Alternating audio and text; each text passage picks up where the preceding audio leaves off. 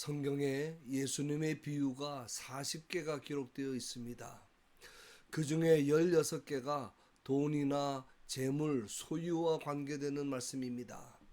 예수님은 천국과 지옥 또는 기도나 예배에 대한 말씀보다 돈에 대한 말씀을 더 많이 하셨습니다. 이것이 무슨 뜻입니까? 돈에 대한 자세, 돈에 대한 태도가 신앙생활의 성패를 결정지을 만큼 중요하다는 뜻입니다. 한 번은 예수님의 말씀을 듣고 있던 무리 중에 한 사람이 예수님께 부탁합니다. 자기의 형에게 명령해서 부모님의 유산을 좀 자기에게 나누어 주게 해달라는 것입니다. 아마도 형이 율법에 명시한 대로 자신의 몫을 주지 않았던 모양입니다. 당시에 이런 일들은 랍비들이 했습니다. 그래서 이 사람은 예수님을 권위 있는 율법 선생으로 알고 예수님께 이런 부탁을 한 것입니다. 형과 유산 분쟁 문제로 고통당하는 그의 입장이 이해는 됩니다. 그러나 예수님으로부터 신령한 영혼의 양식을 받는 그 귀중한 시간에 기껏 생각하고 부탁한다는 것이 돈 나누는 문제라면 너무나도 답답하고 불쌍한 사람입니다. 이 사람 역시 마음속에 있는 물질에 대한 탐욕으로부터 해방되지 않는 한 자신의 몫을 받는다 해도 아무런 만족을 누리지 못할 것입니다. 그래서 예수님은 삶과 모든 탐심을 물리치라, 사람의 생명이 그 소유에 넉넉한 데 있지 않다고 말씀하시고 나서 한 가지 비유를 말씀하십니다. 어느 마을에 부자 농부가 있었습니다. 그해 그의 밭에 대풍년이 들어서 지금 가지고 있는 창고로는 도저히 그 많은 곡식을 다 저장할 수가 없습니다. 그래서 그는 어찌할까 고민하다가 창고를 헐고 더 크게 짓기로 합니다. 그러면서 마음속으로 내 영혼아, 여러 해 쓸 물건을 많이 쌓아두었으니 평안히 쉬고 먹고 마시고 즐거워하자고 말합니다. 그런데 하나님께서 이 장면에서 개입하십니다. 어리석은 자여, 오늘 밤에 내 영혼을 도로 찾으리니 그러면 네 준비한 것이 누구의 것이 되겠느냐. 어리석은 자라는 말은 생각이 없는 자 또는 생각이 모자라는 바보 같은 자라는 뜻입니다. 왜 하나님은 이 부자에게 생각이 모자라는 어리석은 바보라고 말씀하십니까? 이 부자는 지금까지 일생을 근면하고 성실하게 열심히 살아온 사람입니다. 그에게는 미래를 준비하는 지혜도 있습니다. 그는 남을 속이거나 법을 어기는 것 같은 부정한 방법으로 재산을 모은 것이 아닙니다. 남들 잠자고 놀 때도 쉬지 않고 더 열심히 연구하고 땀 흘리고 수고하고 노력해서 정당하게 모은 것입니다. 그런데 무엇이 잘못됐다는 것입니까? 하나님은 왜 그를 어리석은 바보 같은 자라고 말씀하십니까? 먼저 나 중심의 인생관을 가졌기 때문입니다. 지혜로운 자와 어리석은 자의 제일 큰 차이가 이것입니다. 지혜로운 자는 하나님 중심의 인생관을 가지고 살고 어리석은 자는 나 중심의 인생관을 가지고 삽니다. 본문의 이 부자의 짤막한 독백 속에 그의 관심과 그의 생각과 그의 의식을 지배하는 가장 중요한 단어가 있습니다. 내가 라는 단어입니다. 심중에 생각하여 이르되 내가 곡식 쌓아둘 곳이 없으니 어찌할까 하고 또 이르되 내가 이렇게 하리라, 내 곡간을 헐고 더 크게 짓고 내 모든 곡식과 물건을 거기 쌓아두리라.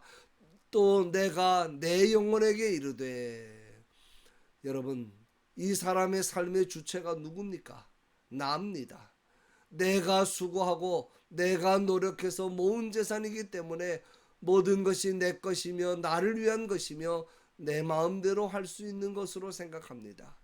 모든 것의 출처와 과정과 목적이 다 나 자신에게 있다고 믿고 있습니다. 심지어는 영혼까지도 내 것으로 알고 있습니다. 이 얼마나 어리석고 생각이 부족한 사람입니까? 행동으로 옮기지 않고 심중에 이런 생각만 해도 하나님 보시기에 어리석은 자이며 하나님의 심판을 면할 수가 없습니다. 이 사람은 철저히 이기적인 삶을 사는 많은 현대인들의 모델입니다. 그런 그의 삶에 하나님께서 간섭하여 그를 어리석은 자로 부른 다음 그날 밤에 그의 생명을 거두어 갈 것을 알립니다. 그는 자기 생명과 모든 부를 다 잃게 됩니다. 잊지 마십시오. 인간의 모든 부와 생명의 근원은 하나님께 있습니다. 주인 또한 하나님이십니다. 우리가 무엇을 소유하고 있다고 해서 그것이 내 것인 줄 착각하면 안 됩니다. 내 생명과 영혼 또한 내 것이 아닙니다. 모든 것이 하나님의 은혜에 의해 주어진 것이며 우리는 잠시 맡아가지고 있는 청지기에 불과하다는 사실을 절대로 잊어서는 안 됩니다. 그는 또 재산을 보존하는 방법도 몰랐습니다. 어떻게 하는 것이 나에게 있는 소유를 영원히 내 것으로 만들 수 있는 길입니까? 본문에 나오는 부자는 곳간에 넣고 곳간만 잘 지키면 자신의 것이 된다고 믿었습니다. 이것이 또한 오늘날 많은 사람들의 모습입니다. 그러나 예수님은 자기를 위하여 재물을 쌓아두고 하나님께 대하여 부유하지 못한 자가 이와 같다고 말씀하십니다. 자기를 위해서는 쌓아두고 하나님을 위해서는 아무것도 쌓아둔 것이 없는 사람, 자기를 위해서는 아까움 없이 쓰면서 하나님을 위해서는 인색한 사람, 그런 사람이 하나님의 주되심도 알지 못하고 자신의 청지기됨도 알지 못하는 어리석고 바보 같은 사람이라는 것입니다.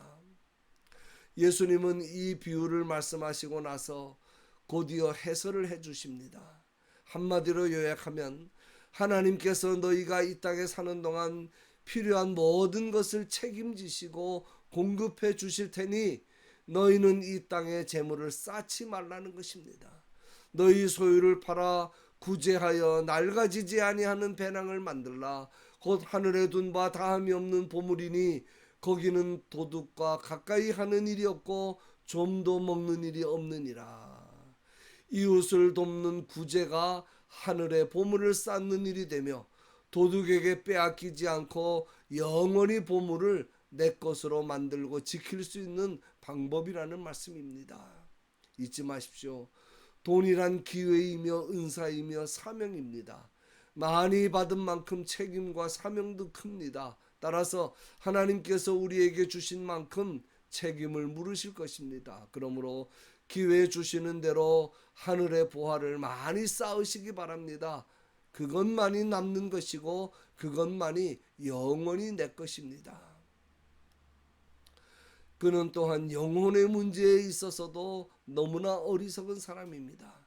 그는 육신의 문제뿐 아니라 영혼 문제까지도 자기 마음대로 할 수 있다고 생각했습니다.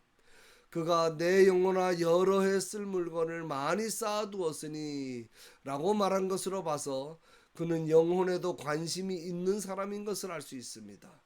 그러나 그는 지금 대단히 큰 착각을 하고 있습니다.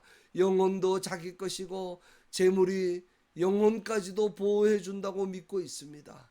그런 그에게 하나님은 오늘 밤에 내 영혼을 도로 찾겠다고 말씀하십니다. 찾겠다는 말씀은 영혼의 주인은 하나님이심을 암시합니다. 하나님께서 맡기셨던 것을 도로 찾아가시겠다는 것입니다.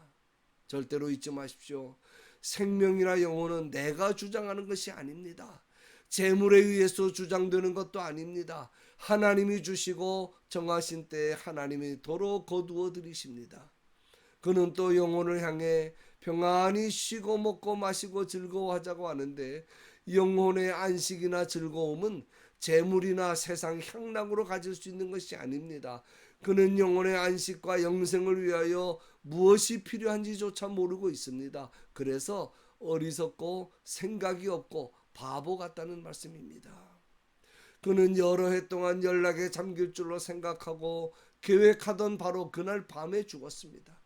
죽음을 준비할 시간이 전혀 없었습니다. 참으로 안타깝고도 허망한 일이었습니다. 이 부자에게 있어서 가장 안타까운 일은 죽음을 준비할 수 있는 시간이 없었다는 것입니다. 이 어리석은 부자의 모습이 바로 오늘날 탐심에 사로잡혀 하나라도 더 가지려고 하고 더 쌓으려고 하고 오로지 내 편안함과 내 유익만 생각하는 많은 현대인들의 실상입니다. 예수님께서 이 말씀을 하시는 이유가 있습니다. 오늘 본문에 바로 이어지는 말씀입니다. 또 제자들에게 이르시되 그러므로 내가 너희에게 이르노니 너희 목숨을 위하여 무엇을 먹을까 몸을 위하여 무엇을 입을까 염려하지 말라. 이 말씀을 하시고 싶은 겁니다. 어리석은 부자는 이렇게 됐다. 그러므로 목숨을 위하여 무엇을 먹을까 몸을 위하여 무엇을 입을까 염려하지 말라는 것입니다. 쭉 보면 까마귀도 기르시는 하나님께서 하물며 너희를 기르시지 않겠느냐. 너희가 염려한다고 해결할 수 있는 일이 무엇이냐. 들의 꽃들을 보아라. 오늘 있다가 내일 아궁이에 던져지는 들풀도 하나님이 이렇게 입히시거든 하물며 너희를 먹이고 입히시지 않겠느냐. 믿음이 작은 자들아. 결국은 뭡니까? 믿음의 문제라는 것입니다. 그러니 아무것도 염려하거나 근심하지 말아라. 너희에게 필요한 것 하나님이 다 아시고 채워주신다. 그러니 탐심에 사로잡혀 한 푼이라도 더 많이 가지고 더 쌓아놓으려고 아웅다웅하지 말아라. 그거 다 소용없는 짓이다. 이 말씀을 하시려고 이 어리석은 부자를 예로 들어 말씀하신 것입니다. 결론으로 너희 보물 있는 곳에는 너희 마음도 있으리라 하고 말씀합니다. 세상에는 두 종류의 사람이 있습니다. 마음이 땅에 있는 사람과 하늘에 있는 사람입니다. 보물을 땅에 쌓은 사람은 마음도 땅에 있는 사람이고 보물을 하늘에 쌓은 사람은 마음도 하늘에 있는 사람입니다. 그러므로 이 말씀은 세상에 소망을 두고 사는 세상에 속한 자가 되지 말고 하늘에 소망을 두고 사는 하늘에 속한 자가 되라는 말씀입니다. 로마서 8장 32절 말씀입니다. 자기 아들을 아끼지 아니하시고 우리 모든 사람을 위하여 내어주시니가 어찌 그 아들과 함께 모든 것을 우리에게 주시지 아니하겠느냐. 이 말씀 굳게 믿고 하나님께 늘 부요한 자로 주변에 어려운 사람들, 힘들게 살아가는 사람들 도와주는 그것이 바로 하나님께 부요한 자입니다. 그렇게 살아가시는 저와 여러분이 되시기를 주님의 이름으로 간절히 축원합니다.